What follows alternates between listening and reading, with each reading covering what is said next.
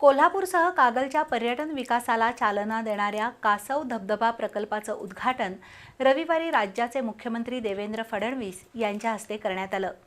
कैलासवासी V1 घाटगे पर्यटन आणि नौकानयन केंद्रातील कासव धबधब्याचा लोकार्पण सोहळा मुख्यमंत्र्यांच्या हस्ते झाला, तर तलावाकाठावर उभारण्यात येणाऱ्या रिसॉर्टचं भूमिपूजन झालं। कागलमधील कैलासवासी V1 घाटगे पर्यटन आणि नौकानयन केंद्रात उभारण्यात आलेल्या कासव धबधबा प्रकल्पाचं उद्घाटन रविवारी रात्री मुख्यमंत्री देवेंद्र फडणवीस यांच्या हस्ते करण्यात आलं। त्यानंतर मुख्यमंत्र्यांनी रिमोटच्या सहाय्यानं धबधबा कार्यान्वित केला। या कार्यक्रमाला नामदार हसन मुश्रीफ, विधानसभेचे सभापती राहुल नार्वेकर, नामदार चंद्रकांत पाटील, खासदार धनंजय महाडिक, आमदार विनय कोरे, आमदार अमल महाडिक, आमदार शिवाजी पाटील, माजी आमदार संजय बाबा घाटगे, अखिलेश राजे घाटगे, भाजप युवा मोर्चाचे अध्यक्ष कृष्णराज महाडिक यांच्यासह अनेक मान्यवर उपस्थित होते।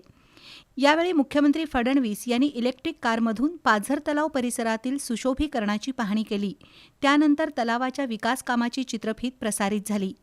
तलावात उभारलेल्या म्युझिकल फाउंटन शोचा सर्वांनीच आनंद घेतला। कासव धबधब्याची संकल्पना, पाण्याचा पुनर्वापर आणि विजेची व्यवस्था याबाबत मुख्यमंत्र्यांनी सविस्तर माहिती घेतली। इथल्या आर्टिफिशियल पाम ट्रीची संकल्पना दुबईच्या म्युझिकल फाउंटन शोच्या धर्तीवर असल्याची माहिती नगरसेवक प्रवीण काळपर यांनी दिली।